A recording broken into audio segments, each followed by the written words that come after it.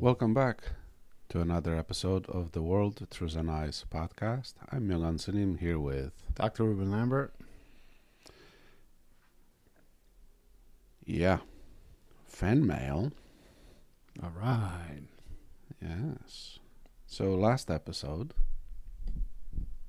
for the step. Mm-hmm. But if you didn't, it was on the supposed pessimism only badge that Zen Buddhism, that Buddhism in general. Saw the trailer believed. of Buddhism, didn't Yes. see the movie. That's right. So that was the topic of that, the seeming pessimism Mm-hmm. and the, if I could sort this out. Okay, here we go. So there was an interesting comment also, a nice observation that someone has made, and they sent it in as via fan mail regarding this week's podcast, that being that last week's. Mm-hmm.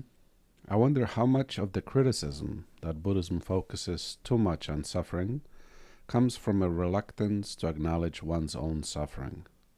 Some people live in they don't have the experience, so they don't have to experience the negative ones. Some belief systems also imply that suffering and discontentment are personal failings, whereas Buddhism normalizes its pervasiveness. For people who avoid their own negative thoughts and emotions as a form of self-preservation, and maybe especially for people who have been taught a moral imperative to do so, I imagine that Buddhist teachings could feel vaguely threatening at first. So it's a good observation. Yes, it is. Yes, we have I think I used the word sober several times in the last episode because it's sort of, it's a sober view of reality. And great podcast as usual. How about a discussion about the joys of Buddhism? So as opposed to the seeming pessimism. Now, the word suffering, as it comes up so frequently, and the amelioration of suffering, and us trying to improve our condition so that we may suffer less. In thinking of this, as I think of this right now, because how, we do zero prep for this.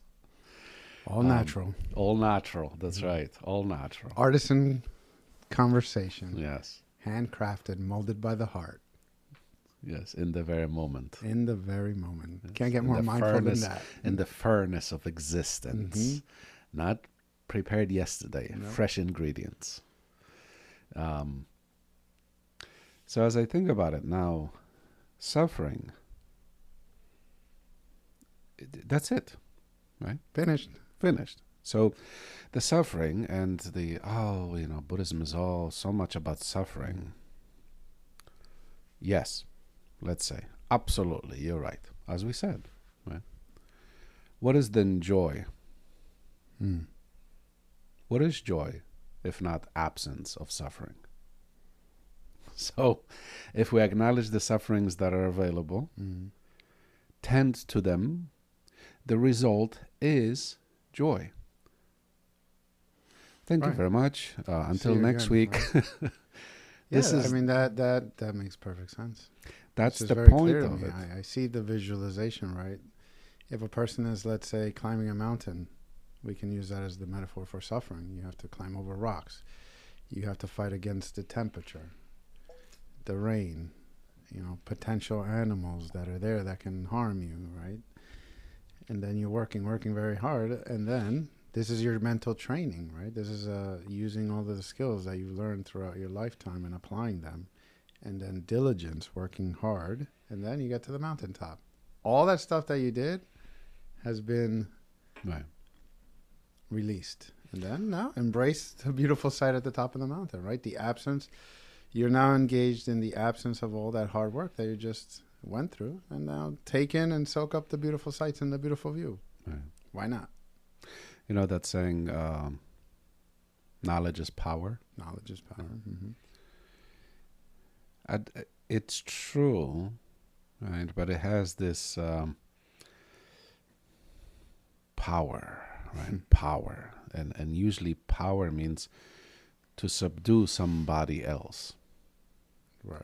You know, in this day and age, this phrase, knowledge is power, could not be more prevalent and more poignant, because Triggering, right? The word power, maybe. well, triggering, but also it's if you consider social media and everything else. I was just speaking with someone else the other day, and we're talking about the social media and the scrolling and the algorithm and the genius of it, right? That, let's say you like cat images and you're scrolling through your social media, and the thing knows you've 100%. paused on an image of a cat, and so they're like, haha, he likes cats, right? And so they scroll through. It's like, well, let's double check that. Let's pump out another cat image, and there's a cat, and there you are. You pause. Aw, right? And then you go on. Confirmed. And so they're like, all right, here we go. Cat, nonsense, cat.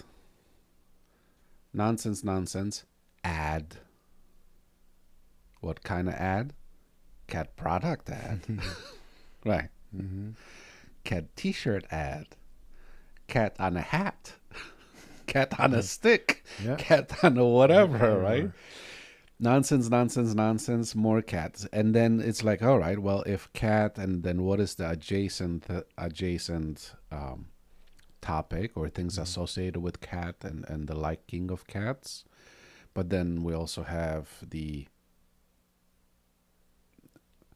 sellers who've paid for their ads. And so you get cat, boomerang. You have no interest in boomerang, but the boomerang seller paid extra to force themselves into your feed, right? And so it is, knowledge is power. What is current power? It's not the physical suppression of someone. It's not the physical overcoming of someone. It's knowledge is power. The more you know, the better you could exploit, right? And so the knowledge is power is absolutely true. And I say this because knowledge is joy. Why do we study so many of the things that we study? Why do we learn so much? Because you were talking about the mountain, and let's say, all right, well, the mountain is Katahdin in Maine, right? And we're in New Jersey, and so we have to get to Maine. And so what do? Let's go to Maine. The least information you have, the more difficult the journey is going to be. The more besieged by suffering that journey is going to be. You're going to get lost. You don't know what to do. You don't know how to prepare, etc., etc. You could place yourself in great danger. Right. What was the other one in New Hampshire? The world's most dangerous small mountain? I forgot that one now. Was it New Hampshire or... Remember, we were going to go there instead of Mount Rogers, and we couldn't because that mountain is so interesting. Like, if you don't do your homework the weather there, switches so quickly. The weather switches so quickly. I've seen videos online where they have almost 200-mile-an-hour winds at the mountain peak. There's that video of somebody like getting wine served, and it just flies out of the bottleneck horizontally. Yeah, so, I mean, you definitely can be placing yourself into great danger for not doing your homework or your research. So the more skillfully you could navigate the obstacles span of the Zen teachings, it really takes into account not only we're going to face in our lives, but also the combination of those obstacles to each person. And so as many as there are people, as many as there are moments and thoughts and ideas and all of this thing, you get the is, if one wants to go with the camp of Buddhism is so pessimistic and focuses on so much suffering, it's the other side of that that provides joy. And so let's say, yes, we talk a lot about suffering. Well, so of course we've talked about that. But the idea is the less suffering you can create in your life, the more joy then you have. And so it's whether it's avoiding a suffering, whether it's accepting a suffering, whether it's foreseeing a suffering, whether it's forgetting a suffering, right? How many patients you have who come with the suffering of that which has long gone. So they haven't forgotten the suffering. No. They haven't released that suffering, or they haven't accepted the suffering, and then they project the possibility of same suffering into the future, etc., etc. So, what are the joys of Buddhism is the fact that we have, in fact, pinpointed, identified the problematic elements in existence, and not only just identification of it, the way out of it, the prescription, right? And so it's all joy. It's all about joy in a way of very kind of practical way. How do you make your life joyous? Because the fact of reality is that life isn't. In and of itself, there's no guaranteed. Life has made no binding contract with any of us to say, oh, we're going to furnish you with, with all the things you love, and it's not. Reality is rough. Things eat things. Everything that is alive is alive on death. I was in meditation class, I think it was the intermediate meditation class. I said, there was a question that was asked, and in response, as a part of the response, I asked, when you clean something, anytime you clean something, by cleaning one thing, you make something else dirty. And on, and on, and on, and you just pass the dirt from one thing to another thing, to another thing, to another thing. So to clean one thing means to make something else dirty. And that passing of the buck, in a sense, that is, there's suffering in life. It's a tending to it, knowing how to tend to it, equals joy. And so the more of the problematic things we could identify, the more joy we have. Right, that's a very good point. And I'm wondering, the shortcomings that many people have might be due to just their limited insight and their limited foresight. So maybe the thing, whatever it is in that person's life in which they want to clean, they don't understand that there has to be some kind of exchange. You have to dirty something in order to clean that, right? They don't understand that there has to be some kind of an exchange. Maybe they're not willing to do the work to create that outcome. But also, if you look at the concept of mumyomness, right? Ignorance.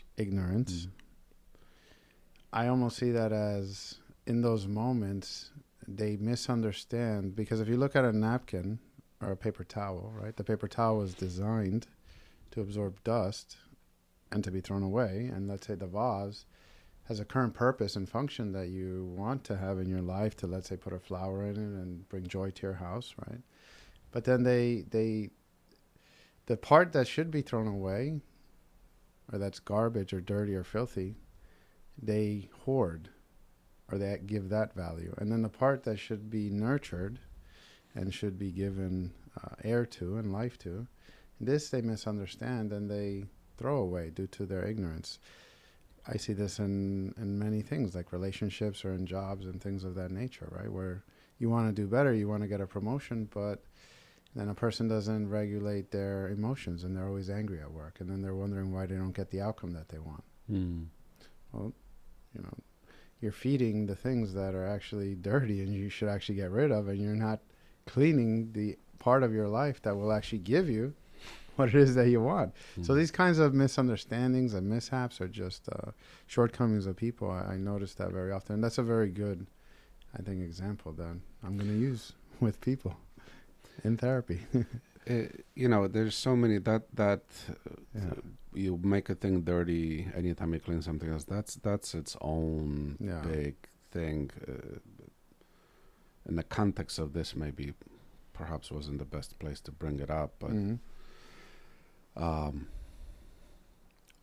the other thing that Zen so frequently talks about, and again, this is one of those, you know, I was going to say enlightenment, but actually it is my understanding that the concept of enlightenment per se, the Buddha never said that actual word, right? Yeah, you know, but so this is now academic, you know, jumbling things. But anyway, but the idea of enlightenment, or the possibility of enlightenment, or the potential of enlightenment, this is the other element of Zen that I would call is so joyous, because what it reminds us of continuously is how fantastic, at the root of being, how fantastic we are, how fantastic a thing is, which is in kind of counter to this idea of suffering. All is suffering. So all is suffering, yes, it's true. What do we do about it? When we see the suffering, when we understand the suffering, we can then create joy. Then the other element is that on one hand, we say that there's suffering, and the suffering is the nature of existence. But then on the other hand, we say that enlightenment, or the Buddha nature, isn't suffering. So it's like, all right, well, you know, and this is the Zen kind of cliche, if you will. You know, we speak with kind of two mouths almost. Yeah. Our life is full of suffering. Right? Don't worry about it, because that's not what life is. Like, wait a second. Is it suffering or is it not suffering? Right. And so this is the way that we can organize existence as it is, existence as we interact with it, who we are as we believe ourselves to be, or as we have been made to believe who we are, and who we are as in fact that which we are, etc., etc., etc. So the more layers we could understand, the more equipped we are to navigate in between those layers. I think it was during COVID, and it just popped up in one of my sort of memory things. I wonder if I think I saved it. This was time when we had several people either directly from the Zen Center or associated to the Zen Center via other connections. You know, there was the denial of COVID and its thing, and then the washing of hands and the mask and all of these things were kind of, and so in response to that, not directly, but this was my intention. I wrote something, and this is what I wrote. Right? Going for a treat here. Yes. A little poetry? Well, it just came up. Well, or ramblings. It's ramblings, I think. Yeah. So this is what I wrote. A bodhisattva, although possessing transcendent knowledge of all things, of this world and the world beyond the veil, out of highest wisdom and compassion, hide their superiority and express humility. A bodhisattva understands both the ultimate as well as the relative realities, is considerate of the minds of others, and therefore is not abrasive. A bodhisattva understands the karmic burdens and the entanglements of causes and conditions which bind sentient beings, aims to remove the suffering of others as gently as a loving parent. A bodhisattva moves between the world of the superior ultimate truths and the inferior relative truths seamlessly, and so their presence is desired by others and their absence is mourned. A bodhisattva with an open heart guides others to cultivate the fields of merit with good, kind, and compassionate deeds. A bodhisattva with no dust in their eyes sees the truth and lives not in the illusory but in the ultimate freedom, that of mind free from greed, anger, and ignorance. That is very profound and heartwarming and joyful. I was very, And I wrote it on the account of this sort of abrasiveness, largely. That right, one yeah, word there was a the lot thing. of that in that. You know, yeah. Anyway, that's When you were talking about enlightenment, which we danced over that, I want to say more the Buddha nature. I feel like that is the great hope also of Buddhism. Mm-hmm. Oh Which yeah, it's kinda the like- good news. It's the good It's news. the joyous right? news. Because sometimes we feel, and people say, what is human nature? Mm. Right. And I think if you look at the Bodhisattva mind, looking at it from the enlightened perspective, you said they understand the entanglements that humans have with their karma. So this is a real thing that they're struggling with. Right. You're not going to come and impose and say, look at me, how high and mighty I am. Look at what I am doing here right now. And you're down there in the muck Right. like a piece of garbage or an idiot. There's no human rights there, right? The Right. Bodhisattva, I think, looks down and says, I was there too. I can climb out of there and you can be where I am also. And keeping that compassion in mind is how you can get into the mud. Well, get I into the think- mud Yeah. and help them out. I think the thing is, Bodhisattva, and of course you're speaking in Pantheon terms, but Bodhisattva doesn't look at you're there, me here. We are. It looks as we are. There's a unity of certain elements. This is this kind of fantastic Zen thing, because on one hand there's a unifying element, which is we know what we know, each individual person. So each individual person on one hand is unique and separate from another because of what they know. Right? So a person knows more about farming, another person knows less about farming, More et about cetera, et electricity cetera. or Yeah. plumbing. Yeah. So we're unique and separate in the knowing, as we are also, in a sense, unique and separate in our sufferings. But at the very same time, we are not separate, because the nature and the possibility of a human being to suffer, each person is capable of the same exact suffering as the other person is capable, despite all the combinations and all the vast differences and Right. circumstances and all of that. The fact that any human being is capable of experiencing anything on the spectrum of existence, because they are by nature human, and so is the case with the other who is a human.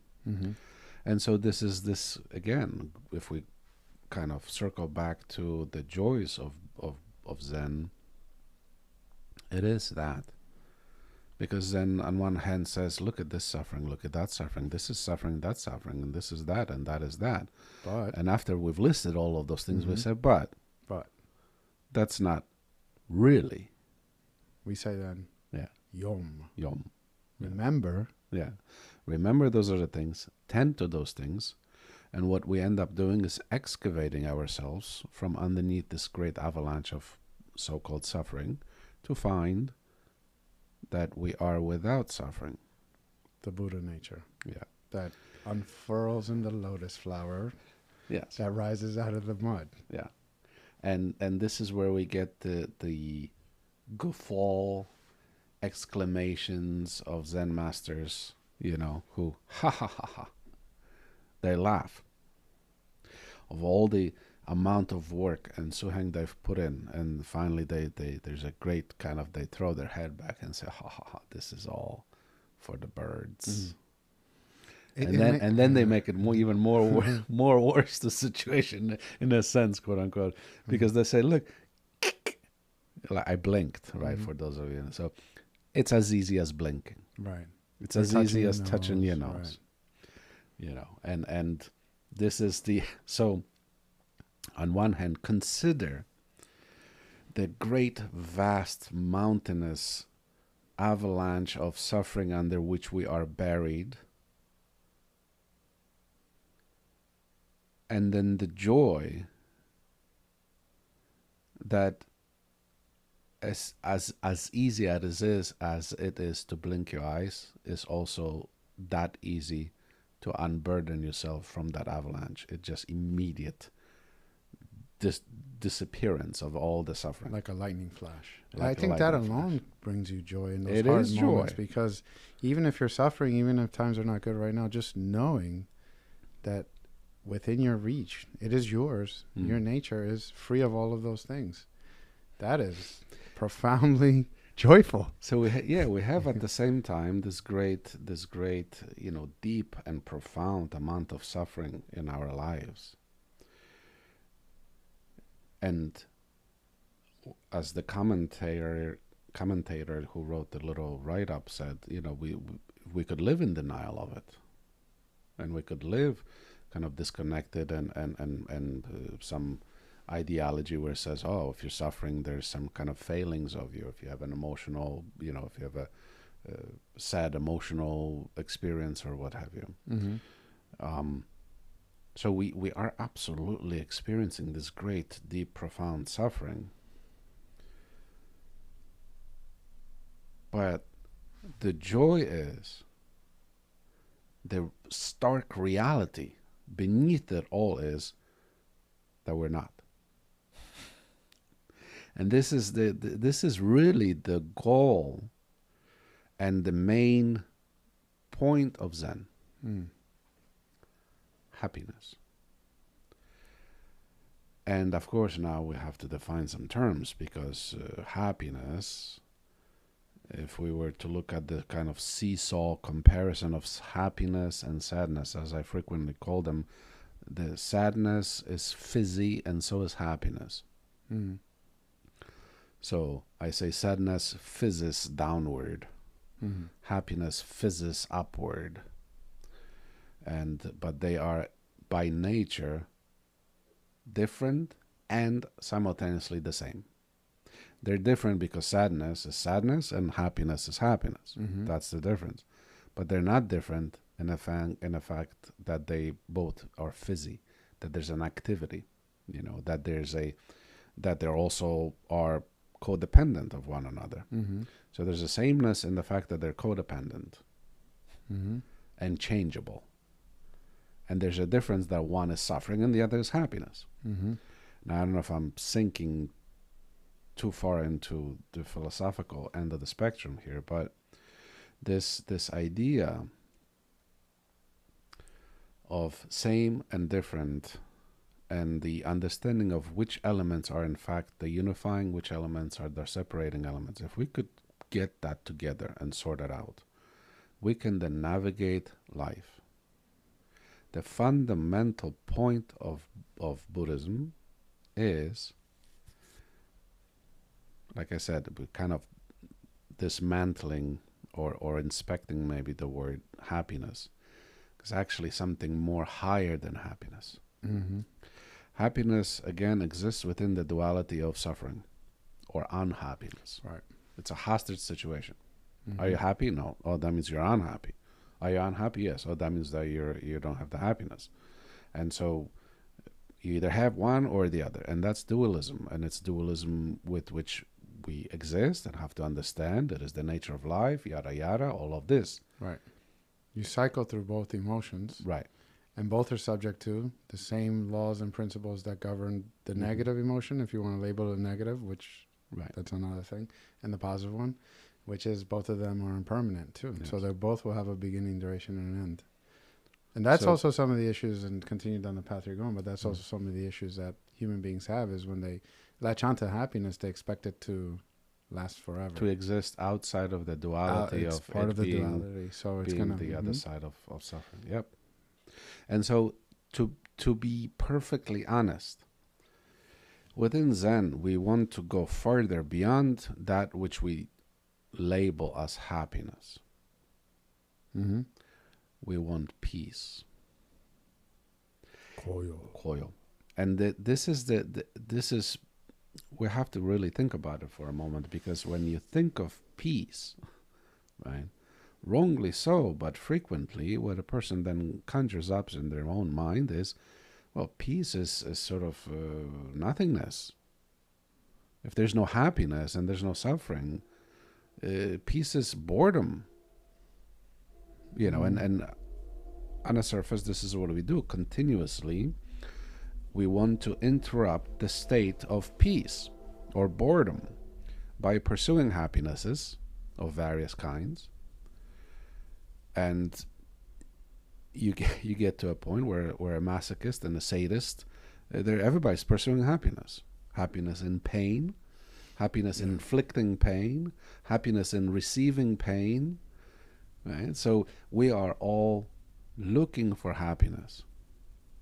Looking for happiness in perhaps the places that are not going to provide sustainable happiness, or that the happiness has a cost. Old song, looking for love in all the wrong places. Yeah. So this idea of pursuing something, we want to have a happy life. This is an easy kind of simple way of looking at it. Yes, we want a happy life. If you don't understand what suffering is, you won't know what happiness is. So that's the other joy. So when the idea that the fixation on suffering as the main interest within Zen is really short-sighted, because that's the thing. And the thing is, we can exist in this very world. So again, the idea also, or another point in this is that we don't necessarily want to suffer, but we will suffer, and understanding that. We want to have happiness, but we also understand that happiness is a temporary state of existence. And so like the seesaw thing, on one side you have happiness, on the other side you have sadness, and they're kind of just up and down, up and down, up and down, up and down. And there's a central, not moving. It's the ends of the thing are moving, so the happiness goes up and down, and suffering goes up. We can exist as we move. We exist suffering in life. We're going to have suffering in life. There's no denying of it. There's no, and we're encouraged not to live in denial of it. But when we really think about it, we could live and experience the nature of life. What then really is suffering? It's not the experience of suffering, and deny the suffering that we're suffering. Or we're suffering and tell ourselves a story, or fight against it and suffer the suffering of suffering. And on the other hand, when we have happiness looming, by just transform that moment into suffering, because that's exactly the mechanism of anxiety. I imagined almost like what you were talking about right now, like a surfer and knows that he can ride that wave, and you ride it joyfully. You do a hand crash. The surfer, hopefully that doesn't happen. You need to take up some Zen meditation practice. But then they reflect on that, realize they enjoyed it, and they sit on their surfboard and they wait for the next wave. But But there's no such thing as an infinite wave that they can ride on. No. And the one thing of that is suffering. Yeah. Mm-hmm.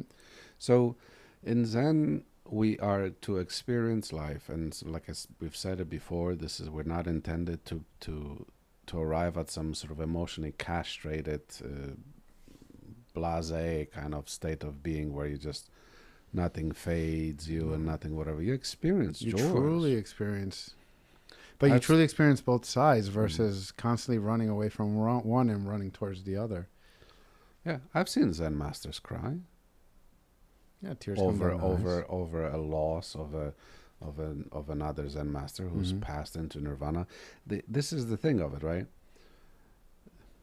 Normal people go and cry at a funeral for largely and frequently for their own loss. They mourn their own loss. Mm-hmm. And Yukcho Henung, in the Tangyong Sutra, Yukcho Henung says that, when he announces he's going to enter, he's going to leave the world, and some disciples are crying. He says, why are you crying? You're crying. I'm not crying. You're crying because you don't know where I'm going. I'm not crying because I know where I'm going. Mm-hmm. And he says, the only one that's not crying is so-and-so. And that so-and-so disciple, that's why I ask the rest of you, what have you been doing up here on this mountain this whole time? Have you not been heeding the warning or the teachings of the Buddha? Well, have you this not? This will happen, right? Yeah, and All have you things not? aren't permanent. And have you not developed the far-seeing eye? And so that's the thing. But like I said, I have seen Zen masters cry. Mm-hmm. Who, they had another Zen master who passed. They shed a tear. I mean, they're not wailing. They're not drowning in the experience of their suffering. They're not or the sadness or whatever. But they feel sadness. Mm-hmm. They feel sadness despite the fact that they know exactly where that other master has gone. Mm-hmm. So there's no unknown crying here. It's that experience, that sadness, if you will, is a rightful sadness. And it's a sadness not for that person who has gone. Mm-hmm. Because they know, like I said, they could see where that particular person's karma, etc., they're where they gone. Mm-hmm. They could go visit them over there anytime they want, inside the samme. Yeah. But they're crying, and rightly so. Why? Because there are so many chungseng here in this world who would have benefited from the teachings of said master. But that master's time has come. So the tears shed are for those who cannot drink from the waters of wisdom that flow from that mountain, from that master. Mm-hmm. But they're not shedding tears for the stupid ideas. Right. The unnecessary. Right. The selfish, that kind of thing. So it is the whole experience, the whole gamut of human experience is available to us. Joy is like on a low grade fulfillment, right? And then we have happiness, maybe, and then we have maybe some elation, and we have to be careful because there are forks in the road over there. Yeah. Because happiness, as we know from Ijema, and the internal organs and the emotions that are prevalent in certain people, that happiness can become mania. Right. But we're talking, so there's a kind of layers of, so there's the happiness, and then we could say, some bliss perhaps. And then there's something else. And so eventually at the end of this line of pursuit, what we get is peace. And peace, for a person who has not experienced perhaps not the peace, but just calmness, some state of calmness and tranquility, and kind of a some level of peace, we could say, right? The idea of peace as being pleasant experience maybe escapes them, because they're accustomed to the loudness of happiness and the loudness of sadness, and the loudest of emotions. And sometimes when there isn't any, the mind that is not able to appreciate and experience their state of being in which they exist will then manically search for, I have to something to grasp, something to hold on to. Right. Yeah. And so sometimes that means, I'm gonna, and this is not necessarily some conscious, intentional scheming on the part of the person. It's like, if I don't feel anything, I'm gonna cut myself, and then I'll feel something, right? So if I can't find happiness, I'm gonna, stub my toe, because something and anything is better than nothing, right? But peace is not nothing. And if you for those people who have in fact experienced some quietude,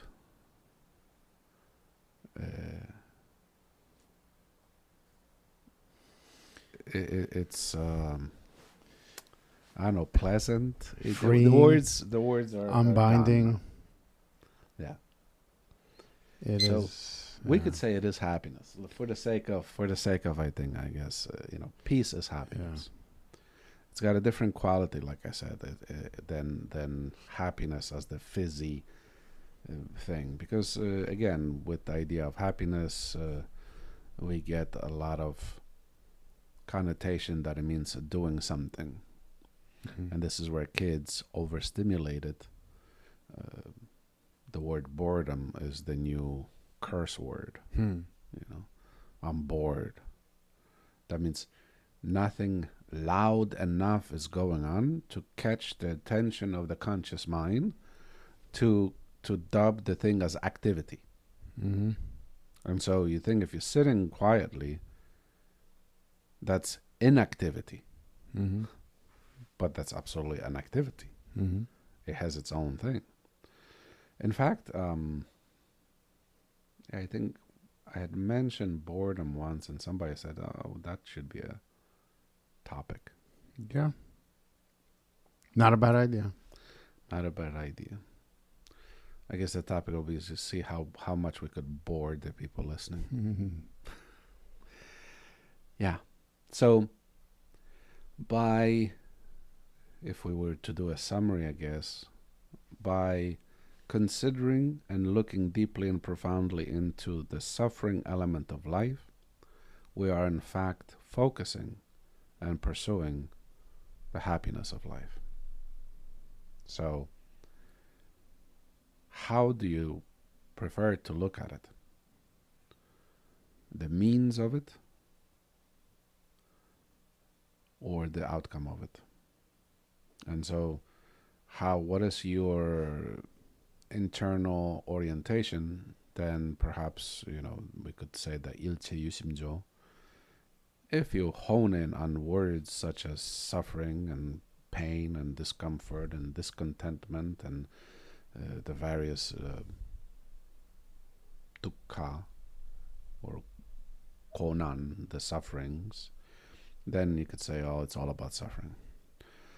If you have a little bit more thoughtful look at it and deeper experience with it, then you say, it's all about happiness.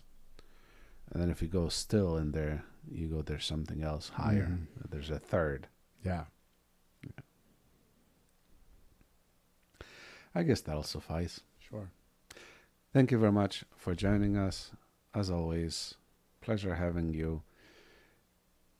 You are absolutely welcome, by the way, to record, those of you who haven't, and submit your little few second kind of testimonial thing. As you know, we've been adding that to the podcast. And if you haven't done so, it's lovely. So do so. If you have done one or two and you want to do another one with some different point you want to make, by all means, please. Yeah. It just enhances the listener experience, I believe.